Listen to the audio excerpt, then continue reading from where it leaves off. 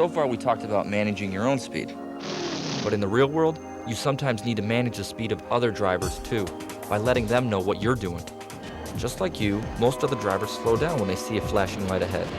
So always remember to use your turn signal. And if you really need to catch their attention, for example, because there's a backup, tap your brakes.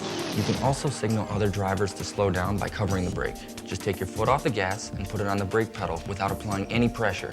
Your speed will drop slightly and your brake lights will let other drivers know they should reduce their speed too. Covering the brake also puts you in a perfect position to make a quicker, smoother stop. One last speed management tip, and it's probably the most important one of all: focus. When you're at the wheel, the faster you're traveling, the more focused you have to be. Here's why. Suppose you take your eyes off the roadway for a split second to check your speed. You see that you're going 60 miles per hour, which is 5 miles per hour under the speed limit for this road, and that's great. But check this out. After you check your speed, it takes time for you to refocus on the road in front of you. And it will take more time for you to react to any hazard you might see there. When you add it all up, that's at least a full second. And at 60 miles per hour, that means you've traveled about 88 feet driving blind.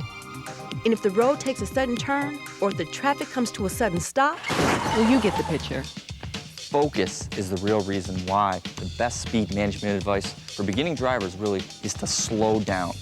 It takes all the other driving skills we talked about in this video, hazard recognition skills, vehicle handling skills, and space management skills to cope with high-speed driving situations.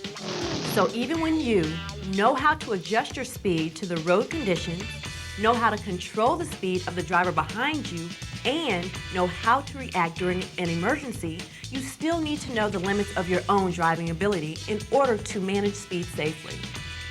You can learn more about speed management at the realworlddriver.com website. And once you studied up, test your knowledge with our online quiz.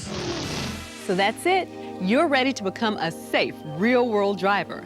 Just practice the 4 skill sets we've talked about with a parent or driving instructor, and you'll be on your way to helping reduce the number of teen drivers killed and injured in crashes each year.